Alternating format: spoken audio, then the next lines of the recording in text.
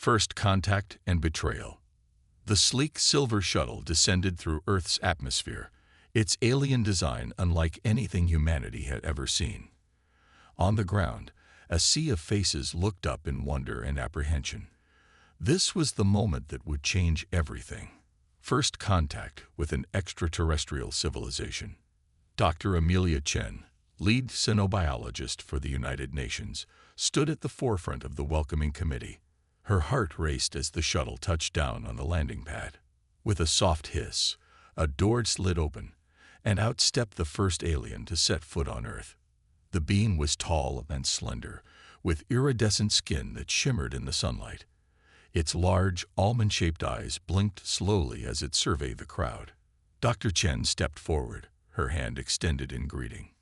"Welcome to Earth," she said, her voice steady despite her nerves.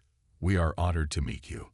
The alien's mouth-like appendage quivered, and a melodious voice emanated from it. "Greetings, people of Earth. I am Ambassador Zix of the Galactic Council. We come in peace and friendship." Over the next few months, humanity was introduced to a vast interstellar community. The Galactic Council, a coalition of advanced species, offered to share technology and knowledge with Earth. Promises of faster-than-light travel, clean energy, and medical breakthroughs dazzled world leaders and citizens alike. Dr. Chen worked closely with the alien scientists, marveling at their advanced biology and technology. "This is beyond our wildest dreams," she confided to her colleague, Dr. James Rourke, one evening. "Think of all we can learn from them." James nodded, but his expression was thoughtful. "It almost seems too good to be true, doesn't it? I can't help but wonder what they want in return." Amelia dismissed his concerns with a wave of her hand. "Not everyone has ulterior motives, James. Maybe they're just genuinely interested in peaceful cooperation." As the months passed, human colonies were established on distant worlds, aided by Council technology. Millions of people embarked on a great adventure, seeking new lives among the stars. Earth entered a golden age of progress and discovery. But James Rourke's suspicions never fully subsided.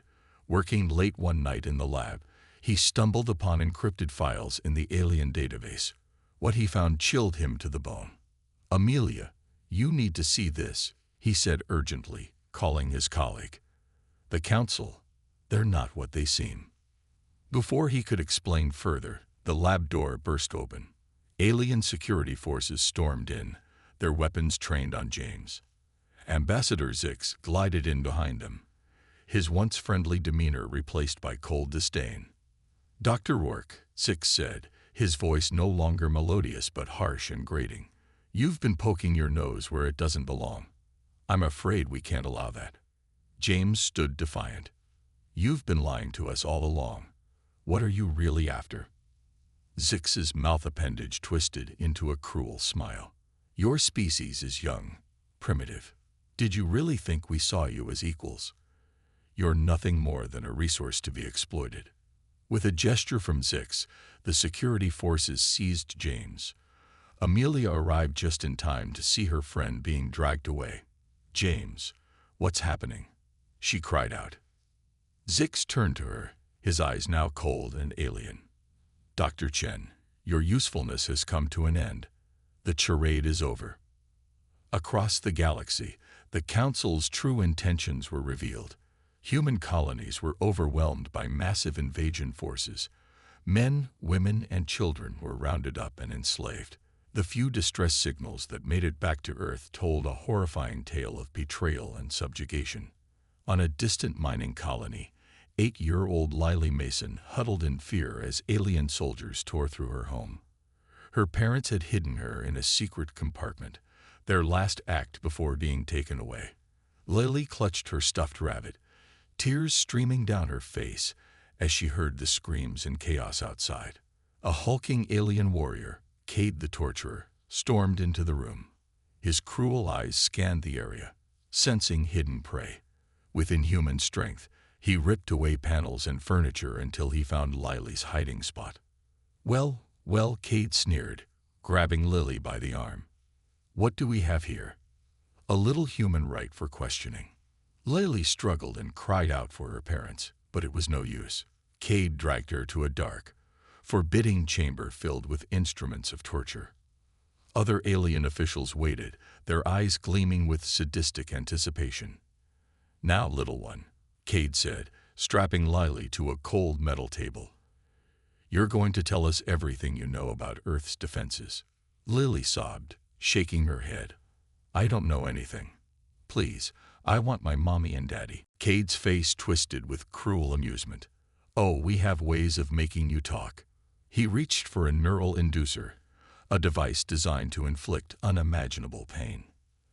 As the torture began, Lily's screams echoed through the facility.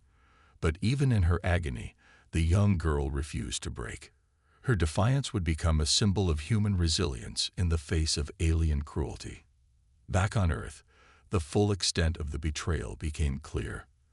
The Galactic Council had never intended peace. Humanity had been deceived, its trust exploited. As reports of atrocities flooded in from the colonies, a wave of shock and outrage swept across the planet. In the United Nations emergency session, world leaders grappled with the horrifying new reality. The alien technology that had seemed like a gift now revealed itself as a Trojan horse, leaving Earth vulnerable to attack. Admiral Jonathan Shepard, commander of Earth's fledgling space fleet, addressed the assembly. His scarred face was etched with grim determination as he spoke. "We have been betrayed in the worst possible way," he said, his voice resonating through the chamber. "But humanity will not go quietly into the night. We will fight. We will resist. And we will show these alien bastards that they've made the biggest mistake of their lives." As the assembly erupted in cheers and shouts of defiance, Dr. Amelia Chen sat in stunned silence. The alien she had trusted, the being she had seen as friends and mentors, had been lying all along. James had been right, and now he was gone, just one of countless humans suffering at the hands of the Council. Amelia's shock gave way to a burning anger. She stood up, her voice ringing out clear and strong. "I worked with them. I know their weaknesses. Let me help. Together, we'll make them pay for what they've done." As the UN session adjourned, a new resolve settled over the planet. The message spread from city to city, nation to nation. Humanity would not submit. They would fight back. And they would show the Galactic Council that they had awakened a force beyond their imagining. In secret facilities around the world, scientists and engineers worked tirelessly to reverse engineer alien technology. Military leaders devised strategies to combat an enemy far more advanced than anything they had faced before. And in the hearts of every human being, a fire was lit, a determination to survive, to resist, and ultimately to triumph. The Galactic Council had wanted to subjugate humanity. Instead, they had ignited a fury that would burn across the stars. The war for human freedom had begun, and Earth would not rest until justice was served and every human world was free once more. As night fell on a changed Earth, Admiral Shepard looked out at the stars that once seemed so full of promise. Now they represented a threat, but also a challenge. Humanity had been knocked down, but they were far from out. The real fight was just beginning. "They wanted a war," Shepard muttered, his fists clenched. "Now they've got one." Humanity unites and prepares. The news of the Galactic Council's betrayal spread across Earth like wildfire. Shock gave way to anger, and anger quickly turned into a steely resolve. For the first time in human history, the entire planet united under a single cause: survival. In Washington, D.C., President Elena Rodriguez addressed a joint session of Congress, her voice firm and unwavering. "My fellow Americans, my fellow humans, we face the greatest threat in our species' history. But we will not cower. We will not surrender. Today, we put aside our differences and stand as one. The United Earth Defense Force is hereby established, and I call on every nation to contribute their best and brightest." Similar speeches echoed in capitals around the world. Old rivalries were set aside as humanity realized they could no longer afford the luxury of internal conflicts. The United Earth Defense Force, UEDF, quickly took shape, pooling resources, technology, and personnel from every corner of the globe. Admiral Jonathan Shepard was unanimously chosen to lead the UEDF. His first act was to establish a war council, bringing together military strategists, scientists, and even science fiction authors to think outside the box in combating the alien threat. Dr. Amelia Chen, still reeling from the betrayal of her alien colleagues, threw herself into her work. She led a team of xenobiologists in studying every scrap of alien technology and biology they could get their hands on. Their biology, it is their weakness, she announced in a briefing with Shepard. They're susceptible to certain radiation frequencies that don't affect humans. If we can weaponize that, Shepard nodded grimly. Do it. We need every advantage we can get. In laboratories and workshops around the world, human ingenuity was on full display. The alien technology left behind during the cultural exchange was reverse-engineered and improved upon. Dr. Viktor Volkov, a brilliant Russian physicist, made a breakthrough in adapting the alien faster-than-light drive. They thought they were giving us children's toys, Volkov said with a fierce grin. We've turned them into hypersonic missiles. But it wasn't just military technology that advanced. Medical breakthroughs came at an unprecedented pace as scientists applied alien biotech to human physiology. Enhanced strength, accelerated healing, and even limited telepathy became possible. The first generation of augmented soldiers began training, their bodies and minds pushed to the very limits of human potential. In orbit, massive space stations took shape, serving as shipyards for Earth's growing fleet. The first human-built starships were a hodgepodge of Earth and alien tech, but they were battle-ready. Each launch was met with cheers from the populace below, a symbol of humanity's refusal to be confined to their home planet. But even as humanity prepared for war, they didn't forget those left behind. Reports of resistance movements on occupied human colonies trickled in. Stories of bravery and defiance in the face of overwhelming odds inspired those on Earth to work harder, to push themselves further. One story, in particular, captured the world's attention. Lily Mason, the young girl tortured by Cade, had not only survived but escaped. With the help of a small group of human rebels, she had stolen a council communication device. Her message, broadcast across human networks, became a rallying cry. They heard us. They took our homes. But we're still here. We're still fighting. Don't give up on us. We'll never give up on you. Lily's face, bruised but defiant, became a symbol of human resilience. Her words were plastered on recruitment posters, her story told to new UEDF recruits as an example of the spirit they were fighting for. Admiral Shepard kept Lily's picture on his desk, a constant reminder of the stakes they faced. In quiet moments, he would look at it and whisper, "We're coming. Hold on." As Earth's defenses grew, so did the realization of just how vast the challenge before them was. The Galactic Council controlled thousands of worlds, with fleets that darkened the skies of conquered planets. Humanity was outnumbered, and in many ways, still outgunned. But they had something the Council didn't expect: the element of surprise. The aliens believed they had cowed humanity into submission. They had no idea of the forces being arrayed against them. In a secret facility deep beneath the Rocky Mountains, the War Council gathered to finalize their plans. Holographic displays showed the known positions of Council fleets and the locations of human colonies. "We can't match them ship for ship," General Yin Zhao said, pointing to the enemy formations. "But we don't have to. We hit them hard and fast where they least expect it. Liberate our people, gather intelligence, and disappear before they can retaliate." Admiral Shepard nodded. "Guerrilla warfare on a galactic scale. It's risky, but it's our best shot." He turned to the assembled leaders. "We've been preparing for this moment for 2 years. Our people have suffered, but they've never lost hope. It's time to show the Council that humanity is not to be trifled with." A chorus of agreement filled the room. The tide was about to turn.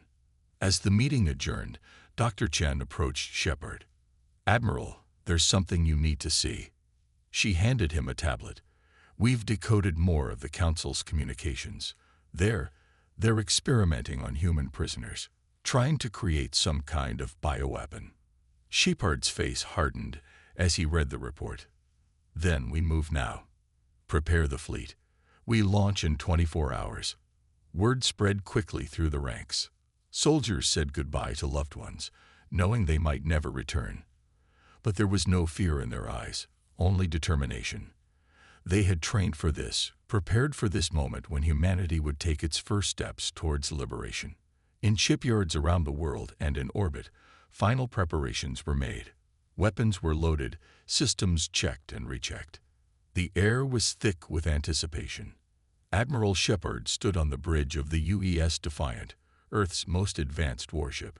Before him, a fleet of over 1,000 vessels stretched out into the darkness of space. It was a sight that would have been impossible just a few years ago. He opened a channel to the entire fleet. "Men and women of Earth, of humanity, the moment has come. We have been wronged, betrayed, and abused. But we are not broken. We are not defeated. Today, we take the fight to the enemy.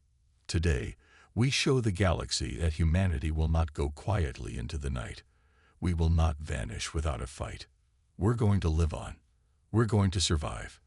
Today, we celebrate our Independence Day." Cheers erupted across the comms. Shepard allowed himself a small smile before giving the order that would change the course of human history. "All ships, prepare for FTL jump.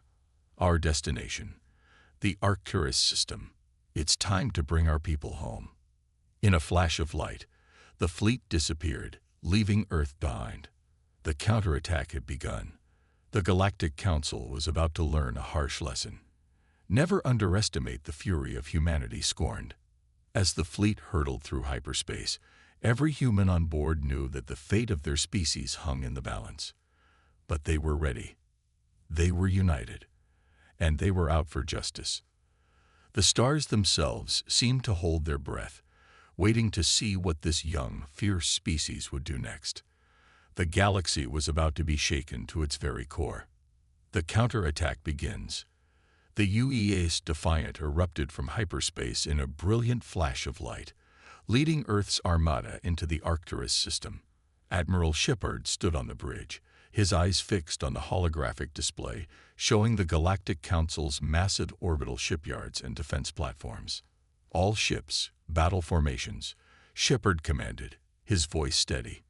"Remember your training. Remember why we fight. Commence Operation Thunderbolt." The human fleet split into precise attack groups, each targeting key enemy installations. Council ships scrambled to respond, but they were caught completely off guard. They had grown complacent, never expecting the primitive humans to strike so boldly. Captain Sarah Chen, Amelia's younger sister and commander of the stealth frigate Shadow Strike, led the first assault. Her ship, equipped with reverse-engineered cloaking technology, slipped past the enemy's outer defenses undetected. "Weapons hot," Sarah ordered, her crew tense but ready. "Target their command and control center. Fire." The Shadow Strike unleashed a barrage of missiles enhanced with Dr. Volkov's hypersonic drive technology. They streaked across space faster than the Council's tracking systems could follow, slamming into the heart of the alien command structure. The resulting explosion lit up the sky, sending shockwaves through the enemy fleet. Across the battlefield, similar scenes played out as humanity's forces struck with precision and fury. The Council ships, more technologically advanced but unprepared for the ferocity of the attack, fell into disarray. Admiral Shepard's voice crackled over the comms. "Ground teams, you have a go. Get our people out of there." On the planet's surface, drop pods pierced the atmosphere, carrying elite UEDF soldiers. Among them was Major Jack Harper, a grizzled veteran augmented with the latest human-alien hybrid technology. His team's objective: liberate the human slave labor camps and rescue high-value prisoners. As Harper's pod slammed into the ground, he emerged firing. his enhanced reflexes allowing him to take down 3 council guards before they could even raise their weapons. "Move, move, move," he shouted to his team. "Every second counts." They fought their way through the alien facility, their augmented strength and earth-forged weapons proving more than a match for the surprise defenders. In the distance, explosions rocked the skyline as other human strike teams engaged their targets. Deep in the bowels of the main research complex, Harper's team found what they were looking for. Rows of stasis pods lined the walls, each containing a human test subject. Harper's jaw clenched as he recognized one of the faces. Dr. James Rourke, the scientist who had first uncovered the Council's treachery. "Get them out now," Harper ordered. As his team worked to revive the prisoners, a piercing alarm echoed through the facility. Incoming. Defensive positions. A wave of Council elite guards poured into the chamber, led by a towering alien in ornate armor. It was Zorn, the facility's commander and one of the architects of the human enslavement program. "You dare?" Zorn roared, his voice filled with rage and disbelief.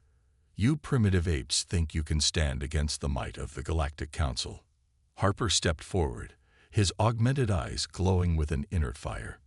"We're not just standing, you oversized squid.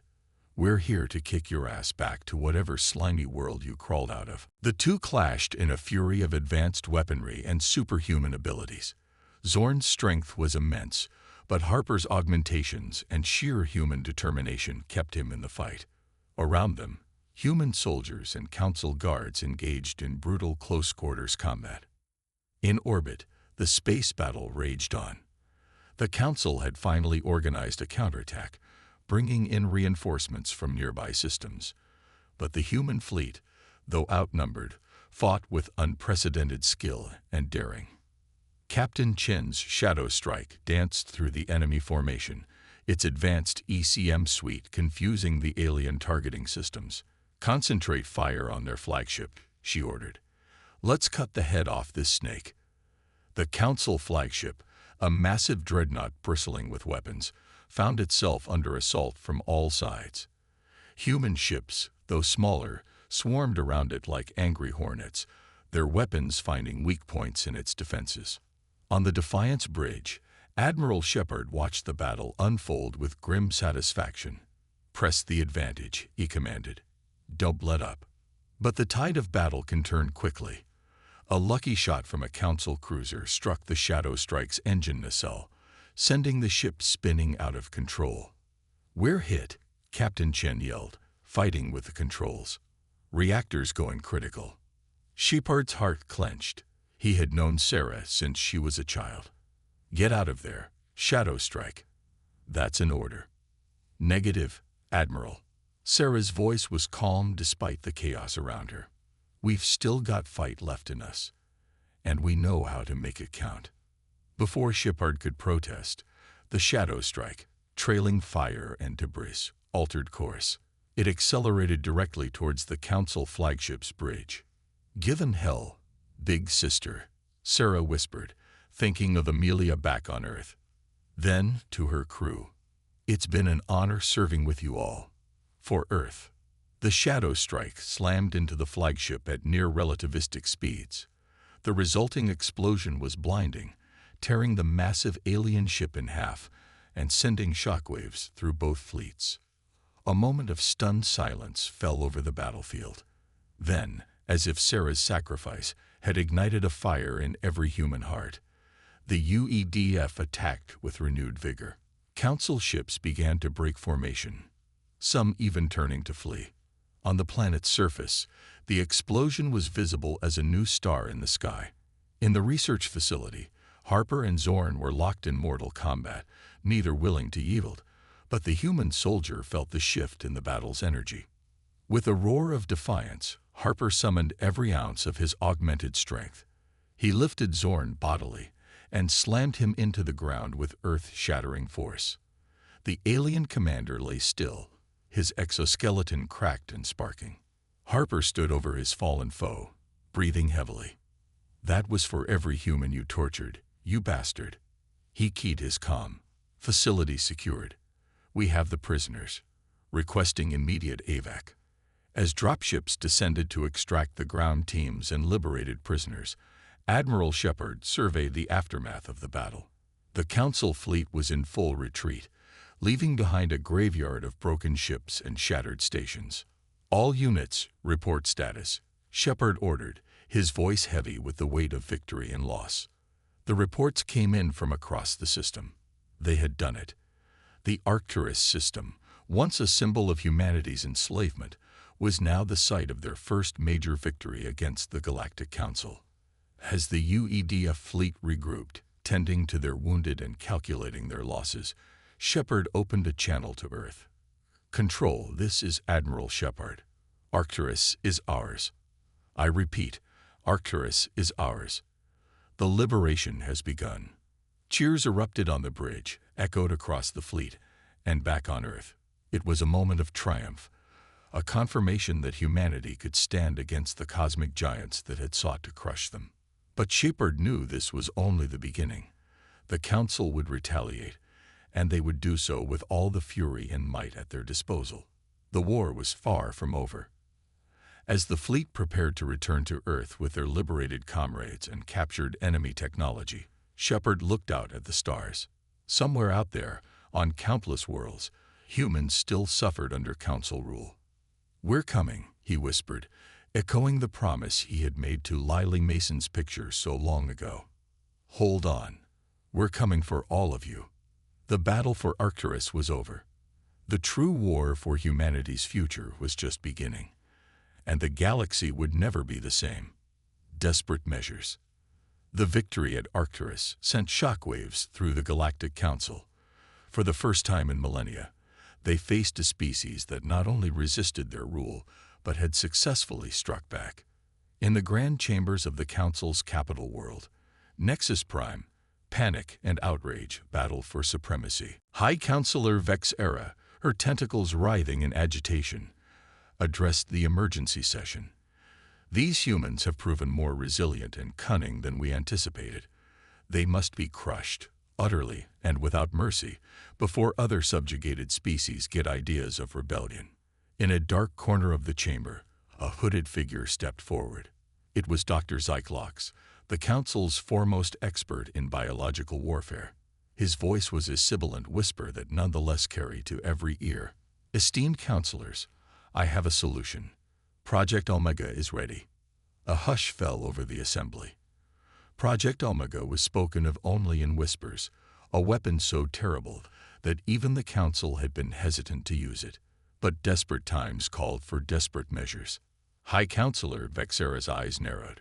"You're certain it will work on humans?" Zyklok's lipless mouth curved in a cruel smile. "Oh yes, we've had ample test subjects after all. The humans on their colony worlds will never know what hit them." The vote was swift and unanimous. Project Omega was given the green light. Back on Earth, the mood was cautiously optimistic. The victory at Arcturus had proven that humanity could stand against the Council, and more importantly, that they could win. But Admiral Shepard and the UEDF leadership knew the fight was far from over. In a secure briefing room deep beneath Geneva, Shepard addressed the United Earth Council.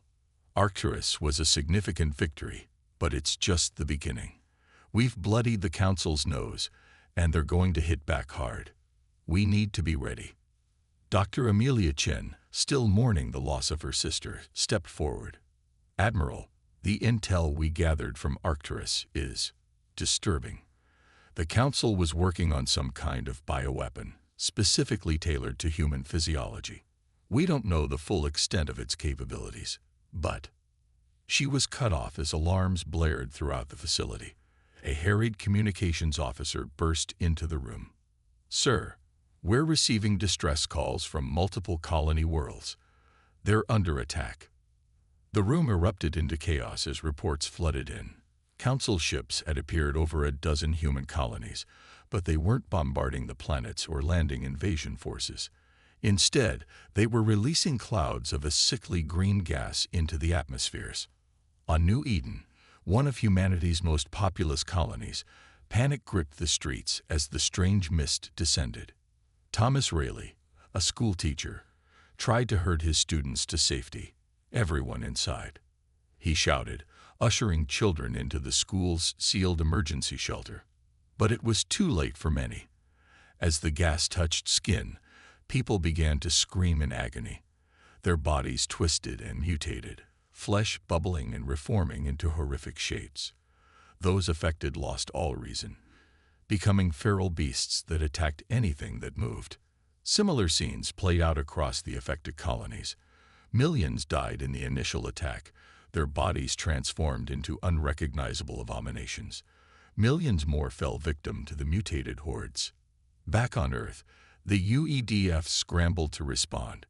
Shepard's face was ashen as he watched the footage streaming in from the colonies. "My God," he whispered, "they've gone too far this time." Dr. Chen was already mobilizing her team. "We need samples of that gas. If we can analyze it, maybe we can find a cure, or at least a way to neutralize it." Shepard nodded grimly. "Do it. In the meantime, we need to evacuate as many survivors as we can and quarantine the affected worlds." The next weeks were a nightmare of desperate rescue missions and heartbreaking decisions. UEDF ships braved the contaminated atmospheres to extract as many unaffected colonists as possible, but for every person saved, hundreds were left behind. The bioweapon, now dubbed the Omega virus by human forces, proved to be even more horrific than initially thought. It didn't just kill or mutate. It adapted. Each new strain encountered seemed more virulent, more resistant to countermeasures. On Earth, Dr. Chen and her team worked around the clock, analyzing samples and running simulations. The pressure was immense. Every day without a cure meant more lives lost, more colonies potentially falling to the Omega virus. Admiral Shepard, running on caffeine and sheer determination, coordinated the UED's efforts from his command center. "We need to buy the science team more time," he told his staff. "Prepare a counteroffensive. We're taking the fight back to Council space." The human fleet, still buoyed by their victory at Arcturus, but now driven by a burning need for vengeance, launched a series of lightning raids against Council outposts and supply lines. They couldn't match the Council ship for ship, but human ingenuity and desperation made them a force to be reckoned with. New tactics were developed on the fly. Captain Miguel Sanchez of the UES Conquistador pioneered the Trojan Horse maneuver, using captured Council ships as cover to slit strike teams past enemy defenses. Lieutenant Yuki Tanaka's squadron of enhanced fighters became legendary for their ability to take on ships many times their size. But for every victory in space, the situation on the infected colonies grew more dire. The Omega virus continued to spread, and attempts to reclaim the worlds met with disaster. Strike teams sent to secure vital research facilities found only horror. Entire cities had become hunting grounds for packs of mutated former humans. In her lab, Dr. Chen finally had a breakthrough. "The virus isn't just a weapon," she reported to Shepard, her eyes red-rimmed from lack of sleep. "It's alive. It's evolving. But that means it can be killed." Hope flickered in Shepard's eyes for the first time in weeks. "What do you need?" "Time," Chen said grimly, "and a way to test the cure on a planetary scale." The implication was clear. They would need to retake one of the infected worlds, a task that had so far proven impossible. Shepard's jaw set in determination. "You'll have it, whatever it takes." As plans were drawn up for the most daring operation yet, a coded transmission came in from deep in Council space.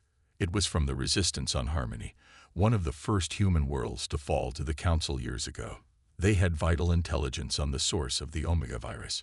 Shepard knew it was likely a trap, but they couldn't afford to ignore the lead. He handpicked a team for the mission, led by the now legendary Major Jack Harper. Their objective: infiltrate the Council's most secure bioweapons facility and steal the data needed to perfect the cure.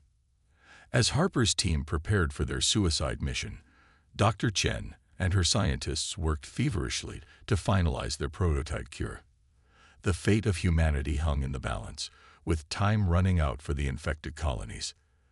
The Council, believing victory was within their grasp, prepared to launch the final phase of Project Omega. They would unleash the virus on Earth itself, wiping out humanity's homeworld and breaking their will to resist once and for all. It was a race against time, with the lives of billions hanging in the balance. Humanity had faced challenges before, but never one of this magnitude. The Omega virus threatened not just their lives, but their very humanity. As his ship prepared to jump into Council space, Major Harper looked at the hologram of Earth one last time. "We started this war to save our people," he told his team. "Now we're fighting to save our species. Failure is not an option." With grim determination, the human forces prepared for the battles that would determine the fate of their race. The Council had unleashed their ultimate weapon, but they were about to learn that humanity's greatest strength wasn't in their technology or their tactics, but in their indomitable will to survive. The stage was set for the final desperate gambit that would either save humanity or consign them to extinction. Triumph and reflection. The UES Shadowblade, a stealth ship of unprecedented capabilities, slipped silently through the void of space. On its bridge, Major Jack Harper and his elite team prepared for what could very well be a one-way mission.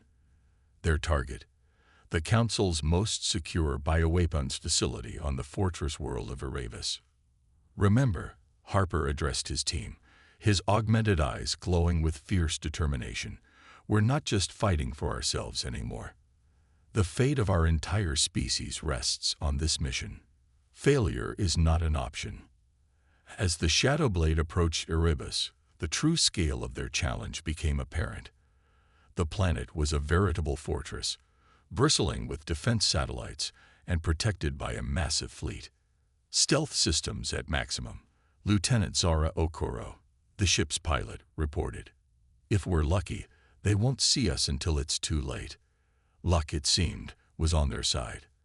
The Shadowblade slipped past the outer defenses undetected, landing in a remote area near the facility. Harper's team disembarked, their advanced stealth suits rendering them nearly invisible.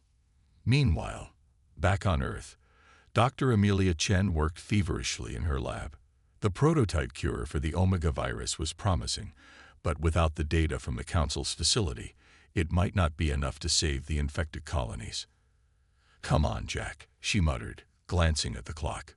"We're running out of time." On Erebus, Harper's team infiltrated the facility with practiced precision. They encountered heavy resistance, the Council's elite guards armed with devastating weaponry. But the humans' augmented abilities and sheer desperate courage carried them through. In the heart of the facility, they found what they were looking for, a vast database containing the full details of Project Omega. As Harper began the download, alarms blared throughout the complex. "We've been made," Sergeant Sarah Connor shouted, laying down suppressing fire as waves of Council forces converged on their position. Harper gritted his teeth, watching the download progress agonizingly slowly. "Hold the line. We're not leaving without that data." The battle that ensued was nothing short of legendary. Outnumbered and outgunned, Harper's team fought with everything they had. One by one, they fell, buying time with their lives for the crucial data transfer. Just as the download completed, a massive explosion rocked the facility. Through the smoke and debris emerged a nightmarish figure, High Inquisitor Vexera herself, encased in a terrifying battle suit that bristled with weapons. "Did you really think you could steal from the Council and live human?" she snarled, her voice distorted by the suit's speakers.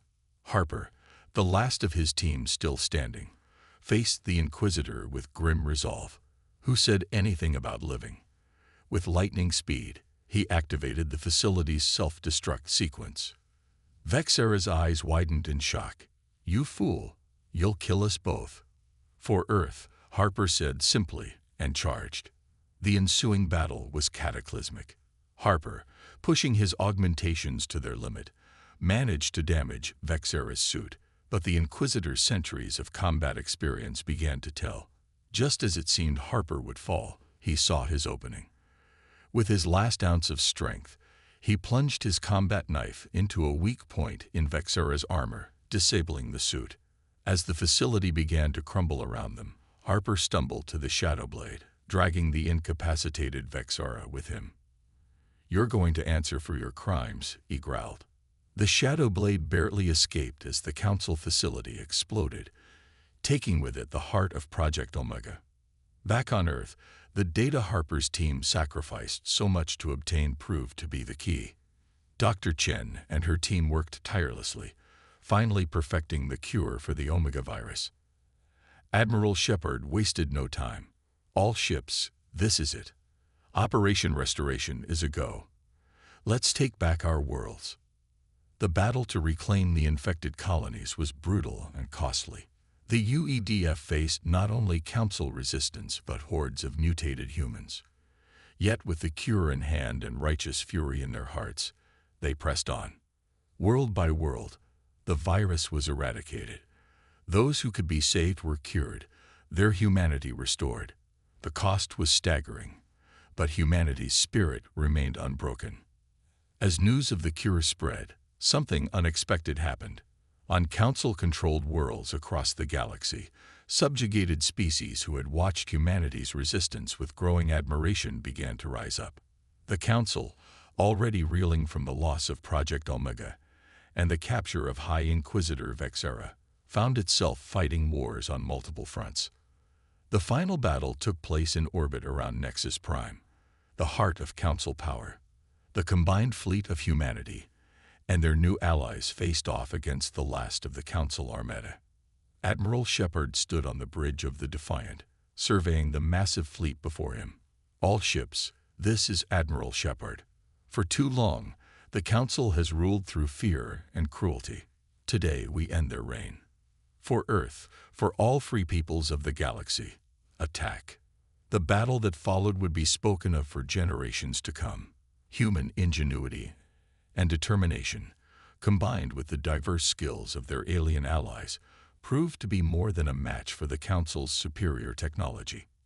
As the Council's defenses crumbled, Shepard led a strike team to the surface.